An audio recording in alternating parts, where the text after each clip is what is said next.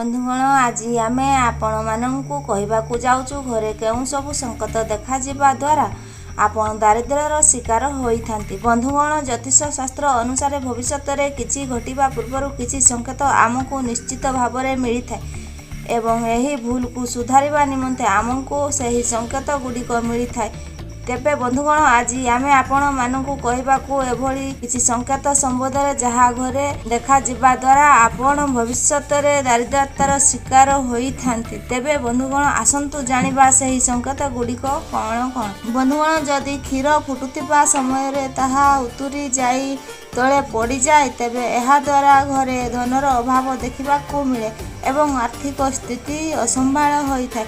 एहा सह शरीर असुस्थता हबार मध्य संभावना अछि। प्रायतः व्यक्ति कहती जे क्षीर उतरिबा शुभ होइथाय, किंतु बंधुगण एपरि करिब जदि प्रतिदिन होइथाय तेबे एहा अशुभ बोली मानि निया जाइथाय। बंधुगण आपणक घरे लागिथिबा कोनोसी बल्ब अथवा कोनोसी विद्युत सामग्री जदि खराब होई जाइछि तेबे ताकू तुरंत सही स्थानरू काढ़ी दियंतु एवं सही खराब बल्ब को घरे रखंतु नहीं। एपरि करिबा द्वारा घरे राहुंक दृष्टि पड़िथाय एवं घरे नकारात्मक शक्तिर ऊर्जा सृष्टि होइथाय, जहा द्वारा आपण विभिन्न प्रकार समस्यार सम्मुखीन होइथांती।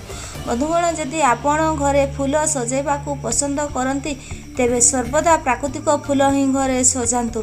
घरे प्लास्टिक फूल सजाइबा द्वारा अशुभ बोली कहा जाए, तेणु सर्वदा प्राकृतिक फूल को ही घरे सजातु एवं एहा मौड़ी गला परे आपण एहाकू काढ़ी दियंतु। बंधुगण जेउ घरे सबुबेले बिलेई प्रवेश करिथाय एवं एहा सह बिलेई माने झगड़ा करिथांती तेबे घरे अशांति सृष्टि होइथाय एवं धनहानि होइथाय। बंधुगण पानीर कलरू पानी बहिबार अर्थ घरे खर्च बुद्धिर संभावना रही, तेणु केबे भी घरे कौनसी कलरू अजथा पानी बहिबाकू दियंतु नहीं एवं जतिकी आवश्यक सेतिकी पानी रे व्यवहार करंतु। जदि आपण पानी पीबा समय रे पानी बड़ी जाउची तेबे सही बळका पानी को कौनसी गछरे ढाली दियंतु। एपरि करिबा द्वारा पानी रो अपव्यय होई न थाए।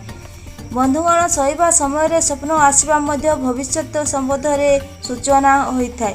आपण जदि शोइबा समय रे साप को स्वप्न रे देखंती तेबे आपण चाकरी क्षेत्र रे उन्नति प्राप्त करिवे। जदि आपण झिटिपिटी को स्वप्न रे देखुचंती तेबे आपण को धन लाभ हेबो एवं जदि आपण स्वप्न रे निजको धन लाभ हेबो एवं जदि आपण स्वप्न रे निजको गरीब रूप रे देखुचंती तेबे बंधुगण एहार अर्थ भविष्य रे आपण को प्रचुर मात्रा रे धन लाभ हेबो। बंधुगण झाड़ू हेउची माता लक्ष्मी प्रिय जिनिस, तेणु केबे भी भूल रे झाड़ू उपरे पाद रखंतु नाही। एपरि करिबा द्वारा माँ लक्ष्मी क्रोधित होइथांती एवं घरे वास करंती नहीं, जहा फल रे घरे धनर अभाव देखिबाकू मिलिथाय। झाड़ू को सर्वदा गोटे स्थान रे रखंतु एवं झाड़ू को एपरि स्थान रे जेपरि अन्य कौनसी बाहर व्यक्ति देखि पारिबे नहीं। आशा करूची भिडियोटी भल लागिथिबो। संपूर्ण देखिथिबारो धन्यवाद।